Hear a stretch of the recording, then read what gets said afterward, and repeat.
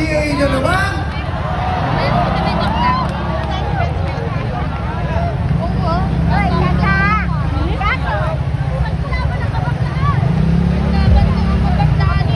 Pangulong Marcos Jr.